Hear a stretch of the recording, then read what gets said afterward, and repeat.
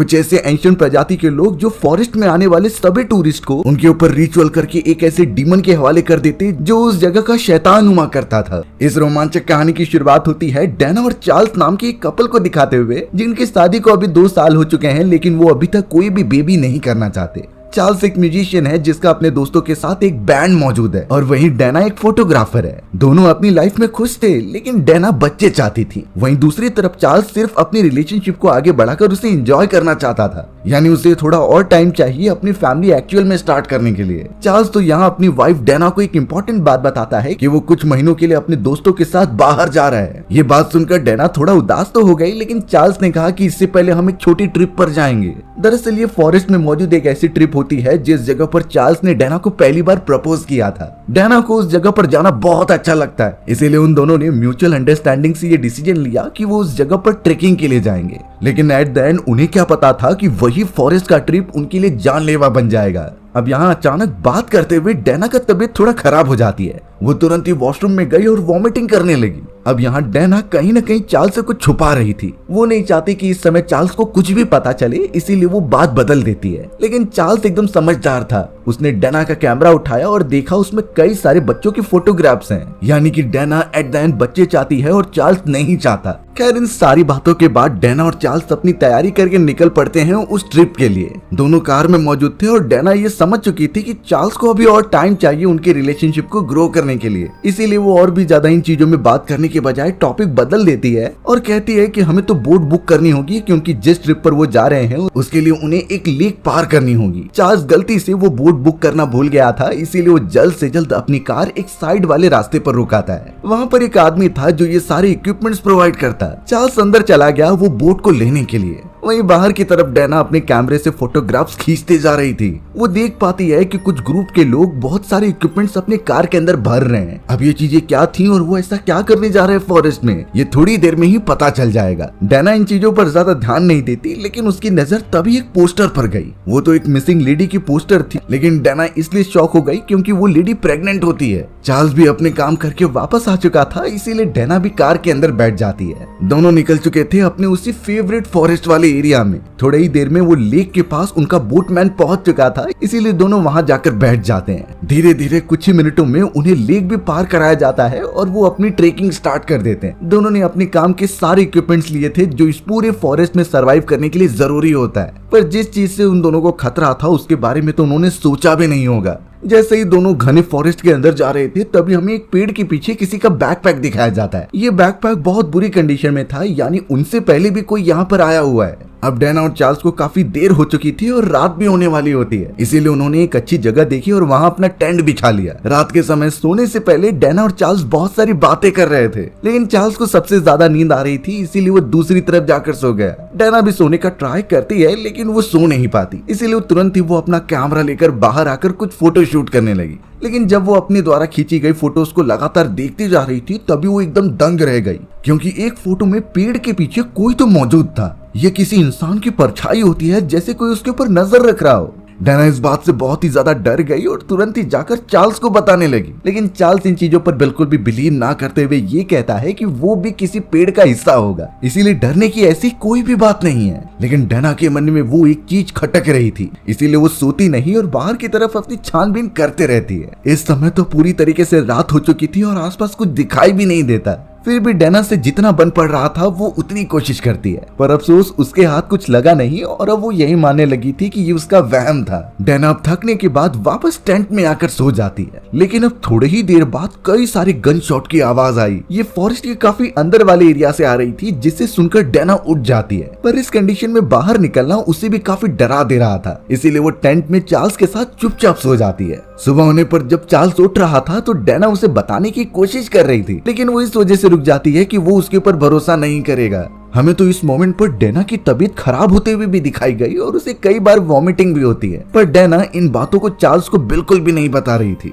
दोनों अपना सारे सामान इकट्ठा करके फॉरेस्ट में और ज्यादा आगे बढ़ते हैं। लेकिन कल रात जो अनजान चीजें हुई उससे डैना को थोड़ा सा डर लग रहा था। वो तो चार्ल्स से कहती है कि शायद हमें यहाँ पर नहीं आना चाहिए था, लेकिन चार्ल्स गुस्सा हो जाता है क्योंकि डैना ही चाहती थी कि हम यहाँ पर आए और अब वो अपना एक्सप्लोरेशन खत्म करने के बाद ही जाएंगे। डैना और चार्ल्स एक और जगह पर अपना टेंट बिछाकर खाना बनाने लगते हैं। लेकिन जब डैना अपनी कैमरा लेकर कुछ लकड़ियां इकट्ठा करने के लिए गई तभी उसे एक और टेंट मिला। वो टेंट किसी और का होता है लेकिन पूरी तरीके से वो खराब हो चुका था। वहाँ पर तो किसी का बैकपैक भी होता है जिसे डैना अच्छी तरीके से देखने लगी। डैना जब उस बैग के अंदर थोड़ी छानबीन करती है तो उसे एक किताब मिली और वो किताब तो एक्चुअल में बच्चों को पालने की थी। डैना को देखने से ही लगता है कि काफी उसे इंटरेस्ट है तो वो उस किताब को चोरी छुप के रख लेती है। उसने अभी तक इन चीजों के बारे में चार्ल्स को बिल्कुल नहीं बताया था। अब वो दोनों खाना खाकर अपने टेंट में मौजूद ही थे तभी सोते दौरान कई सारे गन शॉट की आवाज आती है। अब की बार तो चार्ल्स ने भी इसे सुना था और वो तुरंत ही उठ गया डैना के साथ। दोनों एकदम घबराकर अपने बायनोकुलर्स उठाते हैं और दूसरी तरफ देखने लगते हैं। तब जाकर उन्हें पता चला कि फॉरेस्ट की दूसरी तरफ कई सारे हंटर्स मौजूद हैं और वो बहुत सारे ड्रिंक करके चारों तरफ फायरिंग कर रहे हैं बिना वजह। चार्ल्स इस बात से थोड़ा कॉन्शियस हो गया क्योंकि ये लोग उन्हें भी नुकसान पहुंचा सकते हैं। इसीलिए अब उनसे प्रोटेक्टेड रहने के लिए चार्ल्स ने अपने द्वारा कैरी की गई गन निकाल ली।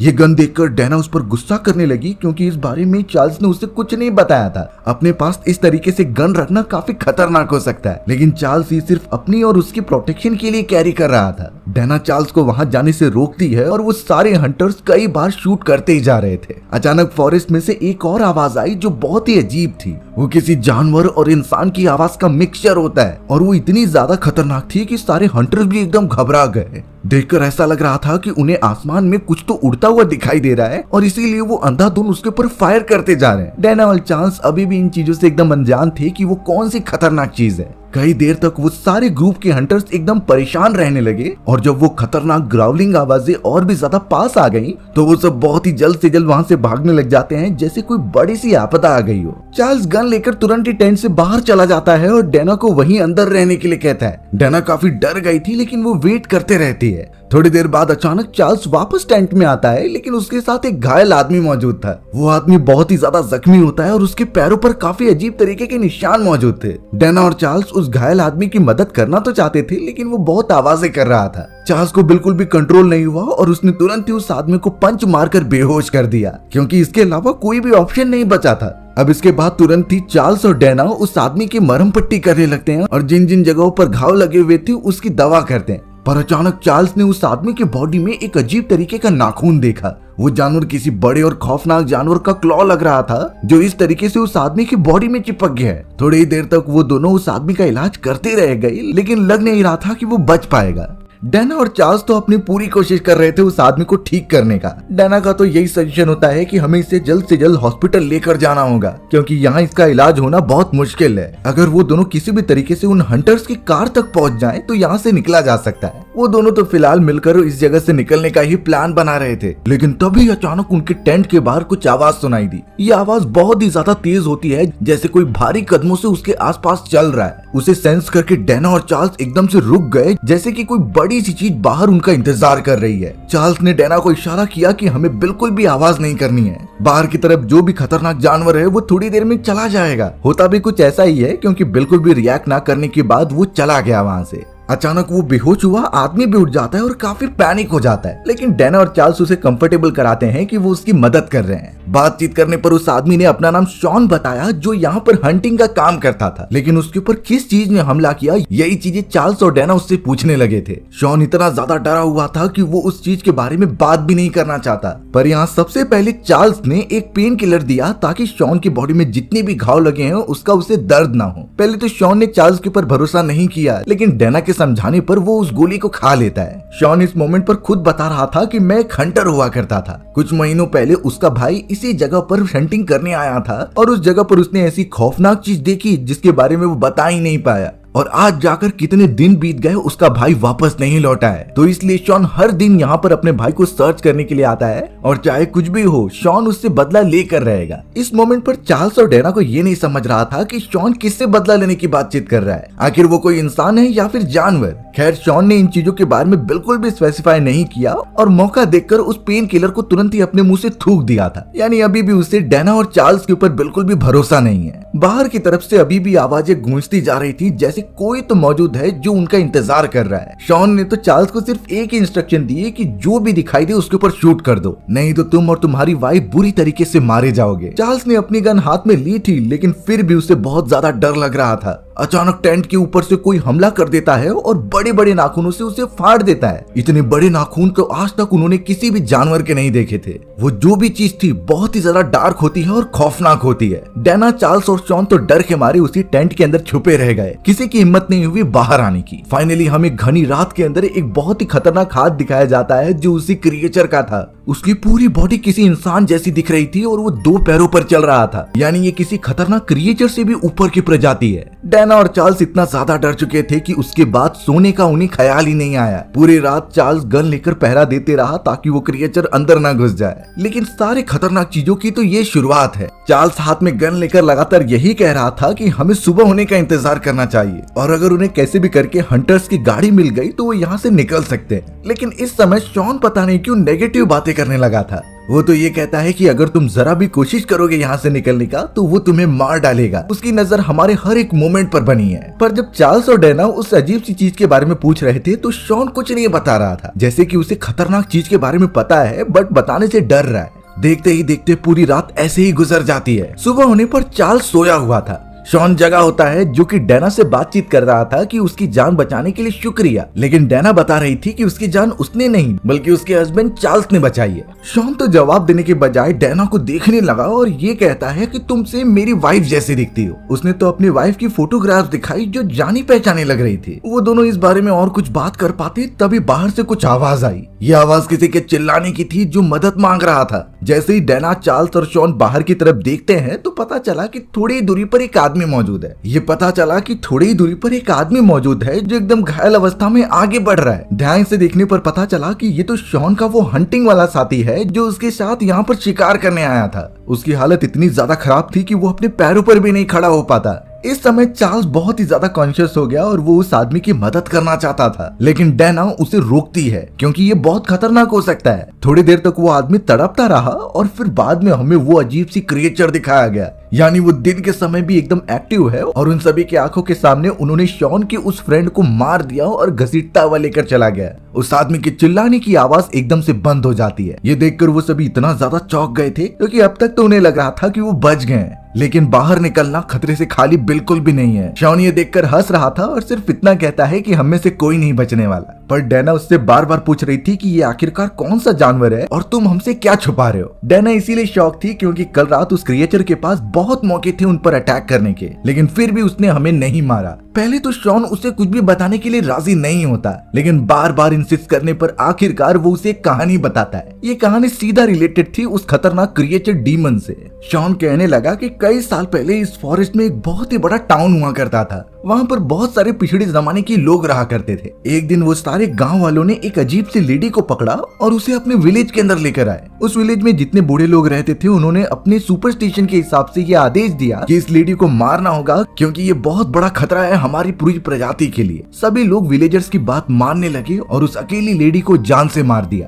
लेकिन वो एक बात नहीं जानते थे कि वो लेडी प्रेग्नेंट थी और मरने से पहले उसने अपने बच्चे को जन्म दे दिया था। अभी तक वो बच्चा कहाँ है ये तो नहीं पता, लेकिन वो लेडी मर गई थी। मरने से पहले उसने पूरे फॉरेस्ट को एक श्राप दे दिया, यानी कि इस फॉरेस्ट में जो भी आएगा वो ऑटोमेटिकली श्रापित हो जाएगा। शॉन ने बताया कि ये कहानी उसकी ग्रैंड मदर ने उससे कही थी और शुरुआत में वो उसके ऊपर भरोसा करता भी नहीं था, लेकिन जब से उसका भाई गायब हुआ है और कई सारी घटनाएं हो रही हैं, इससे ये बात क्लियर होती है कि वो सब सच था। यानी कि शॉन पूरा भरोसा करता है उस अजीब से सुपरस्टिशन पर। शॉन ने ये भी बात इंक्लूड की कि उस मोमेंट के बाद से ही जितनी भी लेडीज जो प्रेग्नेंट होती थी वो इस फॉरेस्ट में आकर किसी अनजान तरीके से गायब हो जाती, ऐसा जैसे कि कोई उनके पीछे पड़ा हुआ है और वो श्राप उन पर भी लग गया है। ये सुनते ही डैना एकदम से चौंक गई क्योंकि उसके पास भी एक बहुत ही खतरनाक सीक्रेट था जो वो अपने हस्बैंड चार्ल्स से छुपा रही थी और यही एक रहस्य उन दोनों को यहाँ पर लेकर आया है। वहीं दूसरी तरफ चार्ल्स इन सारी चीजों को एकदम बेकार की बात मान रहा था, यानी उसे इन चीजों पर भरोसा नहीं है। पर डैना के पास एक सीक्रेट मौजूद था चार्ल्स के लिए जो थोड़ी देर में रिवील होगा। आराम करने के बाद अचानक जब शॉन की नींद खुलती है तो वो डैना के बैग में एक बुक देख रहा था। ये वही बुक होता है जो कि डैना ने फॉरेस्ट में से उठाई थी। शॉन ने तो उस बुक को चोरी चुपके चुरा लिया अपने पास और फिर वो डैना से पहेलियों में बात करने लगा कि तुम्हारे बैग में कुछ छूट तो नहीं गया है। डैना को जब अपनी बुक नहीं मिली तो वो शॉन के ऊपर शक करने लगी। वो तो उसे कई सारी इनडायरेक्टली बातें करती है कि उसकी चीजें दे दो, लेकिन शॉन पता नहीं क्यों बहुत ही ज्यादा सतर्क हो चुका था। उसने बड़ी चालाकी से चार्ल्स की जेब में मौजूद वो गन निकाली और अपने हाथ में रख ली।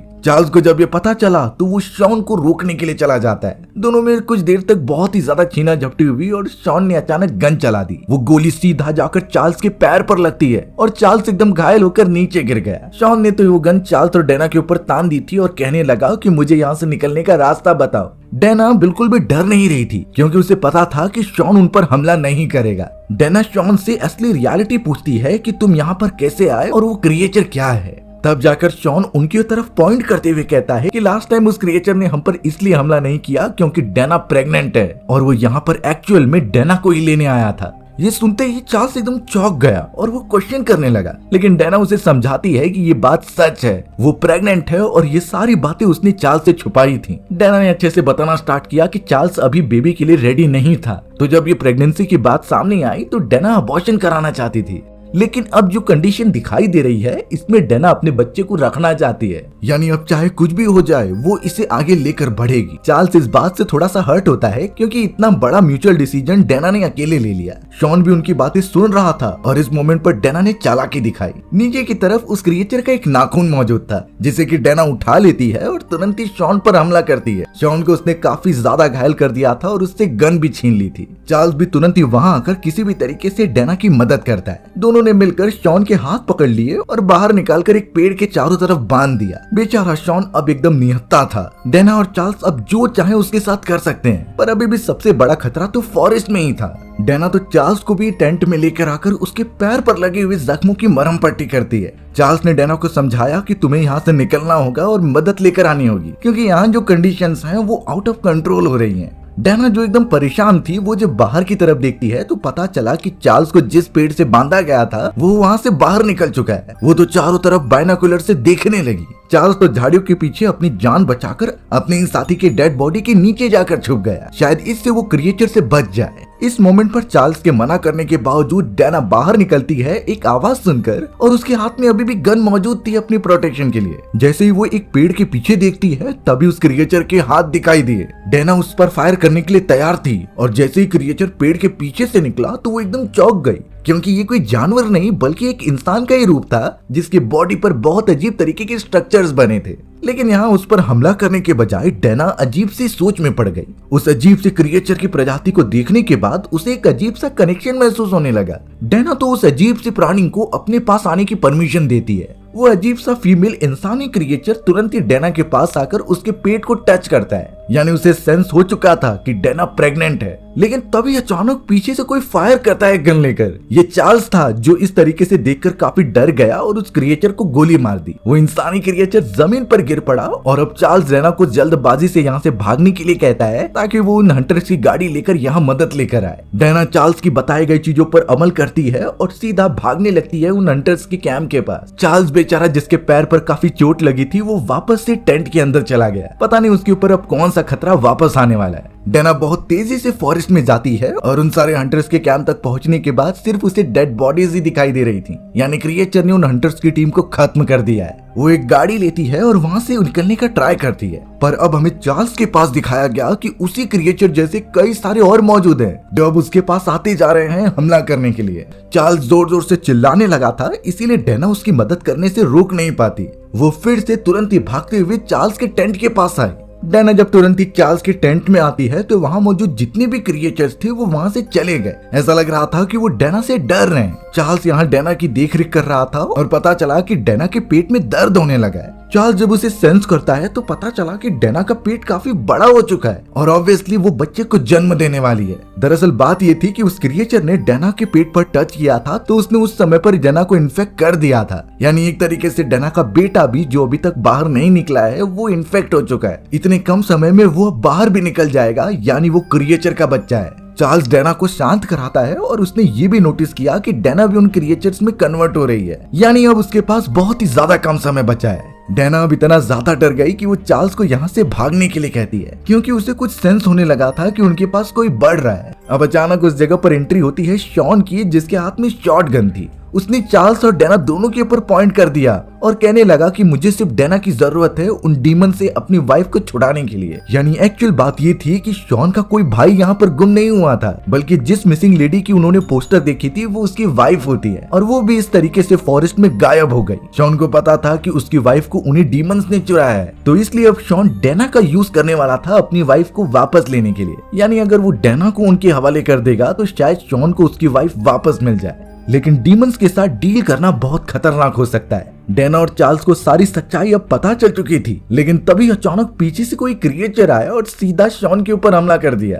वो तो शॉन को अपने साथ खींचते हुए दूर लेकर जा रहा था। इस मोमेंट पर डैना को थोड़ा मौका मिला, इसीलिए वो चार्ल्स को लेकर वहां से बाहर निकलने लगी। चार्ल्स भी बहुत घायल हो चुका था, पर डैना के पास उन हंटर्स की 4 व्हीलर होती है। वो चार्ल्स को उसके ऊपर बिठाकर दूर भेजना चाहती थी, लेकिन डैना के पेट में और ज्यादा दर्द होने लगा। यानी वो अपने बच्चे को जन्म देने से बहुत ही क्लोज है। यहाँ घायल होने के बावजूद भी शॉन ने हार नहीं मानी थी और वो सीधा आकर कूद पड़ा डैना के ऊपर। यानी उसे डैना की बलि देनी ही थी वापस अपनी वाइफ को रिवाइव करने के लिए। शॉन डैना के ऊपर था और उसे मारने की कोशिश करता है, तभी अचानक कुछ डिमोनिक इंसानी क्रिएचर उनके आसपास आने लगे। उन्हीं में से एक छोटी बच्ची वाली डीमन होती है जो सीधा शॉन के सामने आकर खड़ी हो गई। शॉन उसे देखते ही पहचान जाता है कि ये कोई और नहीं बल्कि उसकी बेटी है, क्योंकि उसकी वाइफ की अंगूठी उसके पास थी। शॉन बहुत ही ज्यादा भावुक हो उठा और इस मौके का फायदा उठाकर डैना उसे मारकर पीछे गिरा देती है। शॉन तो लगातार अपनी बेटी यानी कि डिमोनिक इंसान को देखता ही रहा। बुरी बात तो ये होती है कि शॉन जिस जगह पर गिरा था वहां पर शार्प नाइफ होता है, उसी के अंदर उसकी बॉडी चली गई और वो तड़पते तड़पते वहीं मर गया।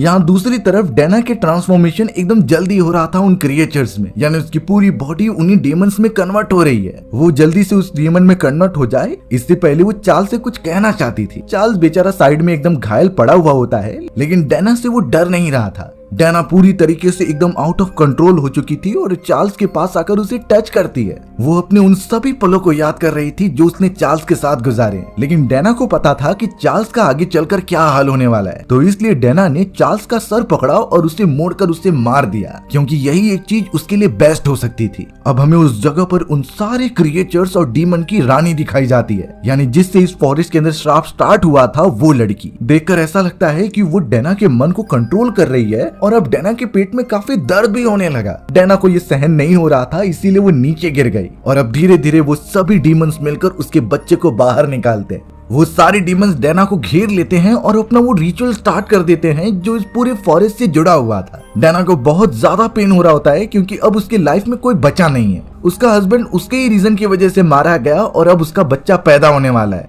लेकिन शॉकिंग रियलिटी उसे पता है कि उसका बेटा भी डिमोनिक क्रिएचर ही होगा इस पूरे फॉरेस्ट के कर्स के कारण। थोड़ी ही देर में उन डिमोनिक क्रिएचर्स के हाथों में से बच्चे के चिल्लाने की आवाज आती है और डैना भी पूरी तरीके से अब क्रिएचर में कन्वर्ट हो चुकी थी। यानी जो उस कर्स का एक्चुअल मोटिव था वो आखिरकार पूरा ही हो गया। हमें अब कुछ दिनों बाद का समय दिखाया जाता है जहाँ पर एक लेडी वापस से उसी फॉरेस्ट में कुछ एक्सप्लोर करने आई थी। उस लेडी को एक टूटे फूटे टेंट के पास एक कैमरा मिलता है जिसे वो उठाकर देखने लगी। ये किसी और का नहीं बल्कि डैना का ही था।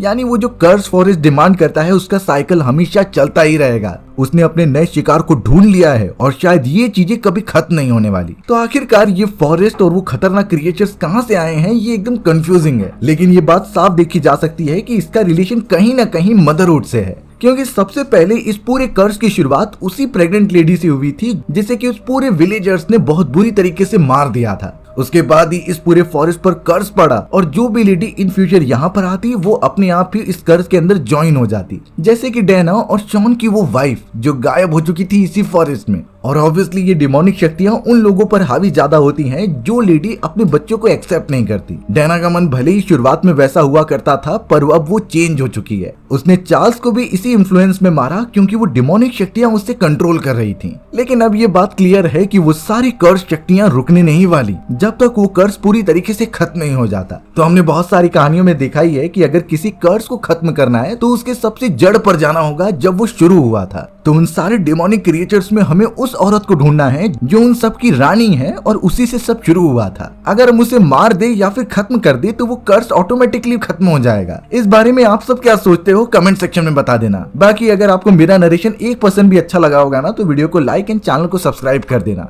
मिलते हैं इसी तरीके की मजेदार कहानियों में, तब तक के लिए बाय बाय।